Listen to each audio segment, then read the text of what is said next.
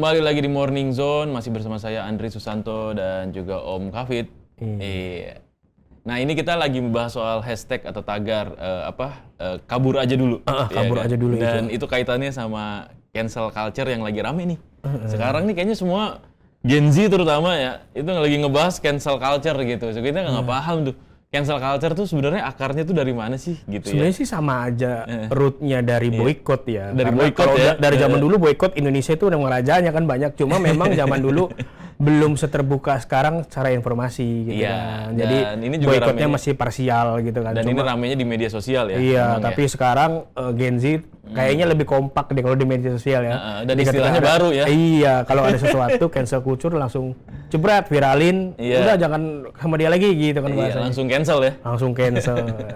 Nah ini supaya kita lebih paham tentang ini, terus kemudian tentang ada juga ya tagar kabur aja dulu. Mungkin kita bisa ngobrol-ngobrol nih dengan yang ahlinya aja deh. ahlinya benar. Sosiolog dari Universitas Indonesia, Mbak Devi Rahmawati. Mbak Devi Rahmawati. Iya. Mbak Dev, selamat Mbak Devi, pagi Mbak. selamat pagi Mbak. Selamat pagi. Aduh, di tengah kesibukannya nih, terima kasih Mbak sudah mau hadir nih untuk ngobrol-ngobrol dengan kami nih di studio. Mbak, ini kita mau Makasih, bahas. Dok. Saya nggak di cancel sama Biden. Jangan di cancel ya Mbak. Nah ini kita mau nanya nih Mbak sebenarnya tagar kabur aja dulu itu adalah fenomena sosial yang lagi rame belakangan ini. Menurut Mbak sendiri ini seperti apa sih sebenarnya? Gitu. Terus kemudian kaitannya nanti dengan cancel culture tadi tuh Mbak. Oke, sebagai pengamat sosial yang ingin saya sampaikan pertama, ketika kabur aja dulu ini kemudian menjadi bagian dari ekspresi kegelisahan gitu ya, teman-teman yang kemudian merasa bahwa di era yang sekarang ini kok sulit ya untuk kemudian kita bisa mendapatkan hidup yang bahagia minimal dengan memiliki pekerjaan dan pendapatan yang layak. Apalagi memang sejak 10-15 tahun terakhir disebutkan manusia-manusia digital adalah manusia-manusia paling stres. Stresnya kenapa? Karena kehidupan di ruang digital yang menampilkan banyak hal itu sangat menggoda diri kita, gitu ya. Ketika godaan itu hadir, tapi kita tidak mampu memenuhinya, ditambah kebutuhan dasar saja kita belum bisa mendapatkannya, maka potensi kita untuk semakin gelisah gitu ya menghadapi tantangan ekonomi hari ini tentu akan semakin tinggi. Nah, ketika ungkapannya kabur dulu aja, ini kan dalam setiap persoalan itu selalu akan ada dua sisi. Kabur dulu aja itu kan artinya pertama kita kabur tapi kemudian balik lagi. Nah artinya kan sebenarnya tidak ada yang salah dengan hal tersebut, gitu ya. Karena mengingat kalau bicara negara-negara yang sangat besar, karena kan Indonesia sangat tidak bijaksana kalau kita membandingkan diri kita dengan negara-negara yang jumlah penduduknya lebih rendah gitu ya populasinya. Sebut saja Cina atau India. Lihat bagaimana banyak sekali masyarakat mereka itu dua negara dengan orang-orang asli negaranya kemudian pindah ke negara-negara lain, kabur ke negara-negara lain, kabur dulu aja, mereka balik laginya dengan ekonomi yang besar sekali. Bahkan misalnya India catatan 2011 itu sepertiga pendapatan negaranya itu dari dana warganya yang udah pindah ke Amerika, ke Kanada, Inggris dan tempat-tempat sampai sepertiga sendiri gitu ya. Pendapatan negaranya itu dari warga-warga di luar. Indonesia sebenarnya udah lama praktek ini terjadi. Karena kalau menurut data di kementerian misalnya bagaimana pendapatan dari migas gitu ya, dengan nomor 1, tapi nomor 2-nya itu apa? Dari remittance. Remittance itu apa? Uang-uang saudara-saudara kita, sahabat-sahabat kita, teman-teman kita yang bekerja di luar negeri kemudian balik ke tanah air. Bicara soal India, China, bukan hanya uang yang kembali, tapi bagaimana jaringan yang mereka bangun di Amerika dan sebagainya itu kemudian jadi ada jalan tol ke negaranya sehingga bisnis-bisnis UMKM di negaranya segala macam bisa tersambung secara global karena memang ada orang-orang India yang sudah ke sana bahkan pindah warga negara tapi tidak akan pernah melupakan akarnya. Jadi kabur dulu aja sebenarnya fenomena yang sangat lazim bahkan sudah terjadi dan membawa dampak yang sangat positif. Jadi artinya kalau kita melihat ini dalam nuansa yang lebih tenang, lebih bersahabat dan positif, ini bukan sesuatu yang kemudian membuat oh ini nih terjadi akibat negara kita nggak benar. Bukan. Kalau bicara ekonomi sedang goyah, tsunami ekonomi akibat pandemi, ini seluruh dunia belum selesai. Hanya Indonesia, seluruh dunia, industri juga sekarang lagi dalam taraf gimana caranya mengembalikan bahkan posisi ke sebelum pandemi itu rumitnya setengah mati. Artinya perkembangan pekerjaan yang kelihatannya semakin sempit dan sebagainya, apalagi karena urusan teknologi itu nggak hanya terjadi di Indonesia, tapi begitu ada 85 juta yang dikabarkan misalnya menurut World Economic Forum, Bank Dunia dan sebagainya hilang, itu yang muncul 97 lebih banyak muncul kesempatan barunya sebenarnya. Tapi catatannya yang menurut saya yang sangat krusial, bukan fokus kepada kabur dulu aja.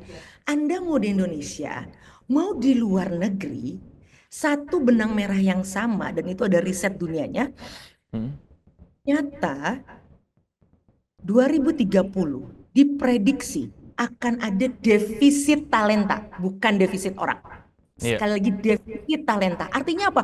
Pekerjaannya ada, orangnya tidak mampu memenuhi apa yang dicari.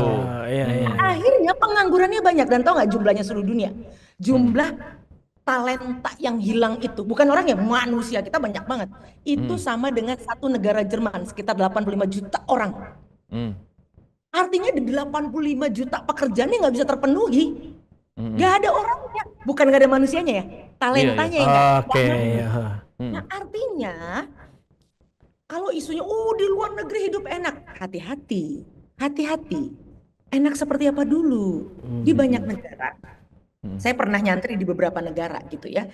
Kenapa misalnya pelayanan publiknya itu baik gitu ya, semua serba gratis dan sebagainya.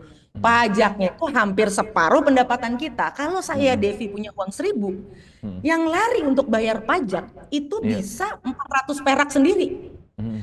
Terima warisan, jangan pikir terima warisan terus foya-foya lalu bisa kemudian beli Ferrari dan sebagainya. Itu ada pajaknya, bahkan semua dipajakin. Di beberapa negara nggak flushing toilet aja kena pajak.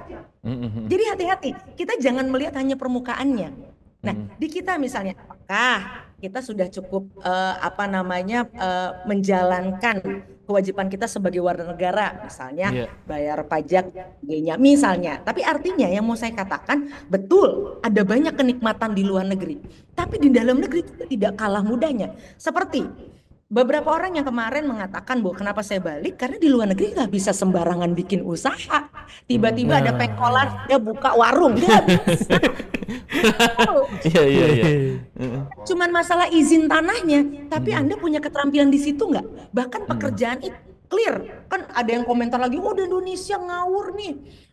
Back office kerja di belakang layar ditanya berpenampilan menarik apa enggak.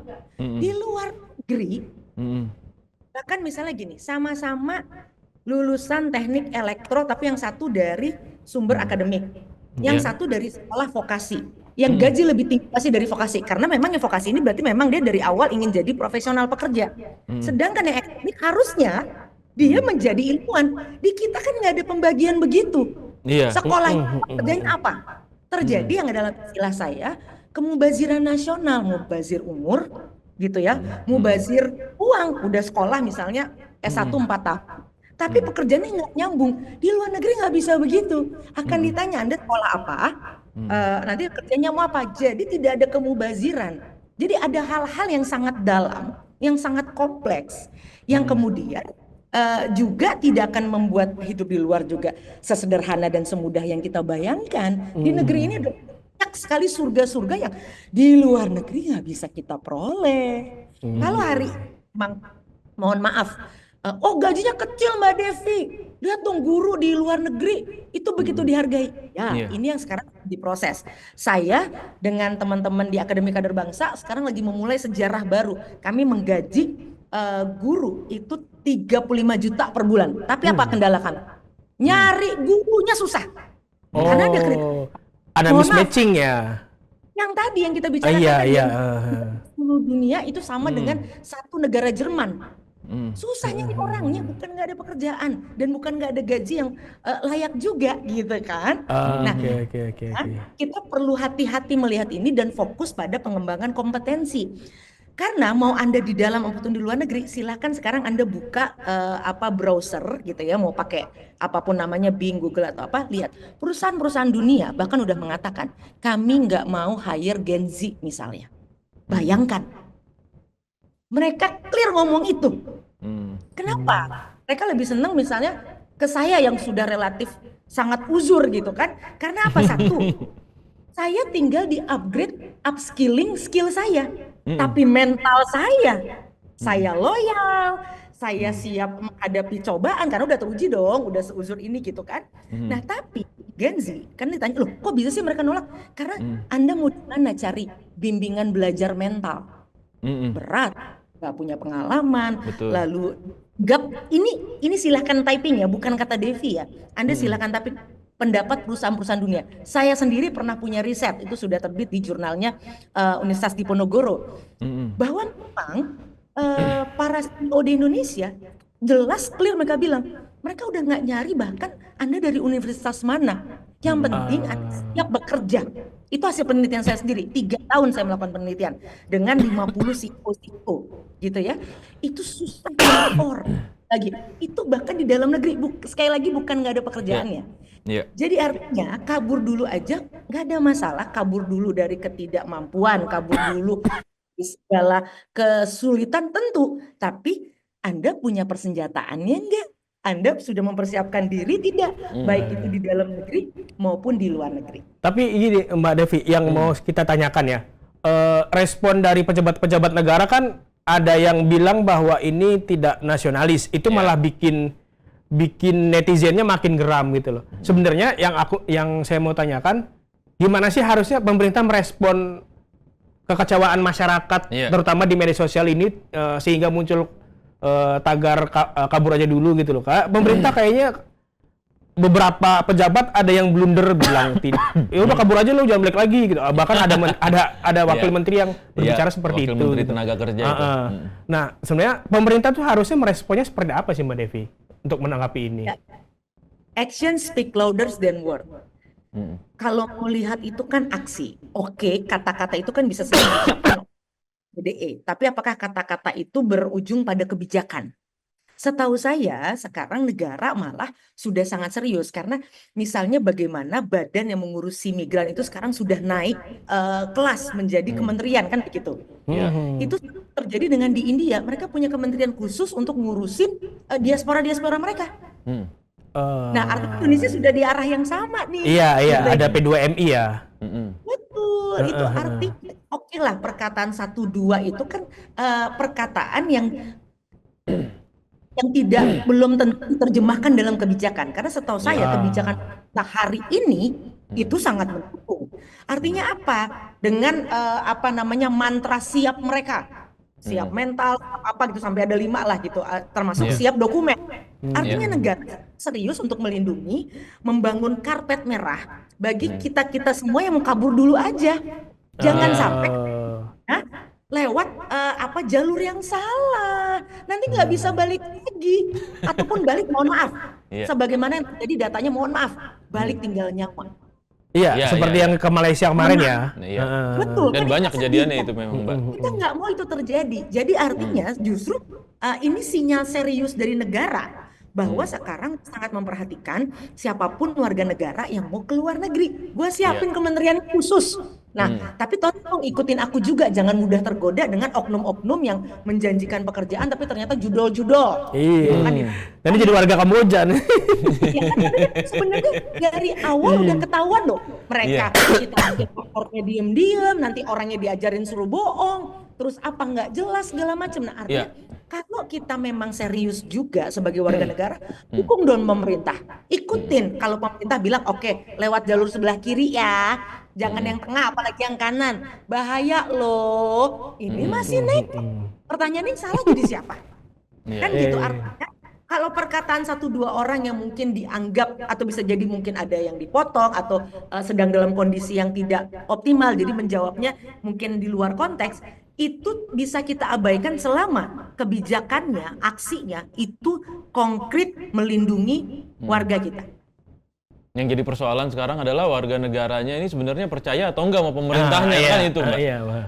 Ada teori yang kita sebut erosi itu, teori erosi kepercayaan tuh ya. Yang dia bilang katanya memang ya persoalannya adalah kebijakan yang tidak memihak kepada rakyat, kebijakan yang tidak memihak untuk mensejahterakan rakyat, termasuk juga transparansi, juga korupsi dan segala macamnya gitu. Ya kan, yang akhirnya membuat adanya Ekspresi itu gitu. dan legitimasi pemerintah terhadap rakyatnya ini berkurang lah gitu. Nah ini juga menarik nih sebenarnya ya. Bahasa-bahasa sosial kayak gitu. Gimana terjemahinnya itu Mbak Devi? Bahasa-bahasa yang semacam itu muncul tuh Mbak. Ya kan, yang akhirnya kita jadi lihat bahwa kayaknya ada, ya tadi yang di awal Mbak bilang ya, ada kekecewaan warga negara terhadap pemerintahnya gitu. Apakah ini tanda-tandanya atau memang seperti apa sih sebenarnya kondisinya gitu. Bahkan sampai ada warga negara yang ini loh Mbak, yang ya kayak tadi itu pergi ke ikut yang ilegal itu ya karena demi untuk mendapatkan penghasilan yang lebih layak misalnya, tetapi dengan prosedur yang dikasih pemerintah ternyata lebih sulit nih gitu, ribet gitu, bahasa Sundanya pabaliut gitu. Nah itu gimana tuh Mbak kira-kira? Oke, kalau bicara tingkat kepercayaan, silahkan baca riset-riset dunia. Negara mana mengalami hal yang sama. Oke. Iya. Ya, kita ini menarik. Kita sekarang udah hidup, ya kan ada riset-riset di dunia mengatakan bahwa bahkan itu yang mengakibatkan Swedia memutuskan bahwa anak-anaknya dari 0 sampai 6 tahun di negara mereka tidak lagi boleh mengakses digital karena terbukti anak-anak Swedia hari ini dibandingkan dengan 30 tahun lalu itu tidak lebih cerdas daripada yang 30 tahun lalu gitu ya. Nah, artinya apa? Kita udah punya akses segini besar. Tapi kita tidak mau melihat informasi. Apa yang terjadi Indonesia dengan masalah ketidakpercayaan itu di luar negeri juga terjadi. Jadi kayak kaget aja ya kita ya Mbak ya. Kaget baru ngerasain kayak gini gitu ya. Kita nggak ngelihat kanan kiri Mbak, berarti Mbak. Sabar aja, semua juga mengalami hal yang sama. Kita hidup di planet yang sama, gitu ya. Gitu. Yang perlu diluruskan adalah niatnya. Oke. Niat bahwa kita ingin hidup baik bukan hanya untuk diri kita tapi juga untuk bangsa. Kalau sudah begitu berbagai informasi tentu kita akan pilah-pilah mana yang toksik membuat kita malah jadi marah bukan fokus memperbaiki diri atau kemudian mendorong kita memotivasi kita untuk semakin serius memperkuat kemampuan diri kita. Siap Mbak Devi. Mbak Devi terima kasih banyak Mbak Devi untuk waktunya ini keren banget. Udah dapat banget kita point of view-nya bahwa memang semua negara ngalamin ini sebenarnya. Jadi jangan kaget dan kabur dulu aja itu. It's okay. Tapi balik lagi gitu. Tergantung niat ya Mbak. Terima kasih ya Mbak Devi, buat waktunya. Terima kasih banyak. Selamat pagi. Kita ketemu lagi nanti ngobrol-ngobrol ya Mbak. Boleh, thank you. Iya. Wah, ini keren juga nih ya berarti ya. Tapi yang dibahas tadi kan ini jadi kita membuka persepsi berbeda tuh. Kita membuka point of view yang berbeda gitu ya. Karena kan bahasanya juga kabur aja dulu, berarti memang ada bahasa tersirat bahwa mereka juga sebenarnya akan kembali. Iya. Yang jadi masalah kan yang tadi itu, yang melalui legal itu. Nggak apa-apa, tapi menarik tadi loh. Memang itu menambah devisa juga tuh. Reminasi di Indonesia itu katanya memang kedua terbanyak dari devisa kita tuh setelah migas gitu kan. Harapan kita sebenarnya tidak hanya pekerja kawan-kawan kita ya, maksudnya pekerja yang memang akhirnya jadi pekerja yang blue collar ya. Harapannya juga ada nih kita nih transfer white collar kita keluar gitu. Iya, ya kan? benar. Yang memang profesional, punya skill yang benar-benar mumpuni ya, dan juga kan otomatis duitnya juga lebih banyak tuh nanti untuk devisa ya kan. Gitu, dan harapannya sih itu gitu. Jadi pengiriman tenaga kerja ke sana juga harus dibarengi dengan kemampuan yang cukup dan mumpuni gitu ya. Tapi tadi yang menarik dari Mbak Devi sebutin bahwa pemerintah kan sekarang keluar-keluar bahwa ada 85 juta pekerjaannya akan hilang. Iya. Tapi sebenarnya ada 97 juta pekerjaan baru yang akan datang. Yes. Yang kita belum tentu kuasai. Artinya kita switching aja nih sebenarnya kan. Iya. Switching berganti. Jadi kayak ya kalau kita aja dulu kan masih tulis, sekarang harus tampil di video gitu. Iya, benar-benar. Ya, harus siap. Harus siap. Mau nggak mau kan harus siap. Iya, makanya. Ada pergeseran itu tuh Betul. kita harus siap gitu. Jadi jangan kaget dan jangan gagap terhadap perubahan. Nah, bagaimana kita meng-upscaling diri kita ya untuk bisa intinya di ngikutin situ. Karena kan kalau zaman. misalkan kita orang yang punya skill yang tadi dibilang bahwa ada sekitar banyak perusahaan yang kekurangan talenta. Tapi kalau misalkan kita bahas di Berita Netizen juga ada riset dari Populix itu bilang bahwa 43 perusahaan itu mengalami yang namanya mismatching. Artinya mereka punya pekerjaannya, tetapi tidak sulit untuk mencari orang dengan spesifikasi dia. Iya, jadi mereka sebenarnya lowongan pekerjaan ada banyak, tapi kita tidak menemukan orang-orang yang cocok untuk posisi itu. Nah, gitu. itu kalau dirunut ke bawah ya, Om. Itu berarti ada ketidaksesuaian antara kebutuhan pekerja, ya kan, dari sisi kemampuan, dari sisi skill gitu ya, terhadap pendidikan yang ada. Iya dong. Iya dong. Jadi logis kan. pendidikan juga emang harusnya dimulai dari pendidikan ya. Jadi bagaimana emang kita harus membuat kurikulum upgrading pendidikan yang kurikulumnya supaya memang mengikuti perkembangan zaman. Nah, kebanyakan pendidikan di kita nih ya udah asik dengan begitu aja tuh. Ya kan? Justru siswa-siswanya dipaksa untuk ikut les ini, les itu, les ini gitu kan. Coding segala macam gitu. Padahal harusnya belajar coding dan segala macam pemrograman dan segala macam. Gitu kan. Ya udah langsung di sekolah. Gitu kan. Iya kan. Ini malah les gitu. Nah, ini kan jadi persoalan. Prabowo juga sempat bilang bahwa kurikulum mendatang akan memasukkan pembelajaran coding dimulai dari 4 SD. Terus Kemenkeu Sri Mulyani juga bilang bahwa sebaiknya SD juga ditambahi kurikulum trading. Atau bermain saham gitu kan, bermain saham. Asal tradingnya bukan judi ya. Akan ada binary kan itu ini juga. Tapi bermain saham. Jadi sebenarnya upgrading itu pemerintah sekarang sudah yang tadi Mbak Devi bilang sebenarnya sudah di track yang tepat. Cuma kita mungkin tinggal lebih ke actionnya. Action eksekusinya menuju arah itu yang ini. Yes, betul. Karena itu yang paling penting gitu. Sebenarnya kan yang harus dipikirin ini perut ke atas nih. Iya kan? Iya enggak? Iya, benar. Iya dong, perut ke atas ya kan, yang harus dipikirin. Iya enggak? Termasuk otak nih, iya kan? Otak, muka juga gitu kan, semuanya lah gitu. Nah, yang kebanyakan sekarang yang rame justru ya termasuk juga warga negara plus 62 ini yang selalu banyak diomongin perut ke bawah, Pak. Iya. Persoalan yang begitu lagi lah, kita tahu lah sama-sama gitu. Tapi maksudnya ayolah gitu, bareng-bareng kita coba ikut bangun dan melek juga gitu bahwa kebutuhan kita ke depan lagi nih bukan soal yang biasa-biasa aja atau yang sesuai dengan norma-norma yang bukan sesuai norma, maksudnya sesuai dengan keilmuan yang sekarang ada gitu. Kita harus berpikir lebih maju lagi ke depan. Yang harus diluruskan adalah Indonesia sebenarnya tidak kekurangan lowongan pekerjaan. Tapi kitanya yang belum sampai terhadap kualifikasi dari lowongan pekerjaan tersebut. Yes. Gitu kan, karena matching itu yang ini. Jadi sebenarnya misalkan kita lulusan gitu kan.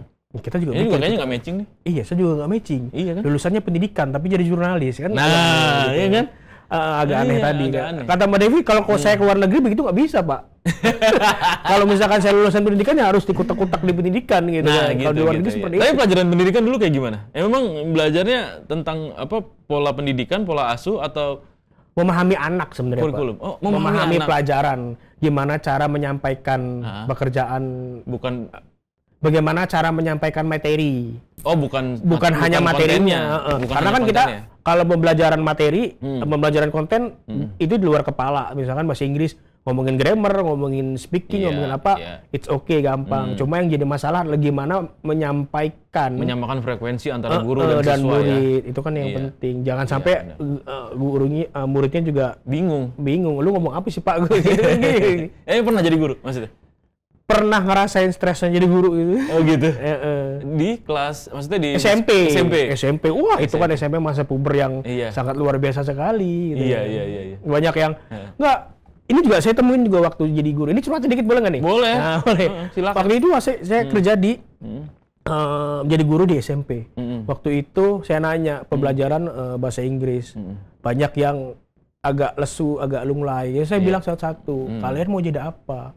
Lalu saya bilang, salah satu siswanya ada yang bilang, saya mau jadi tukang jualan burung. Teman-temannya pada ketawa. Iya. Teman-temannya pada ketawa, orang tua juga kayaknya nggak mendukung. Ngapain lu sekolah tinggi-tinggi jadi tukang jualan burung?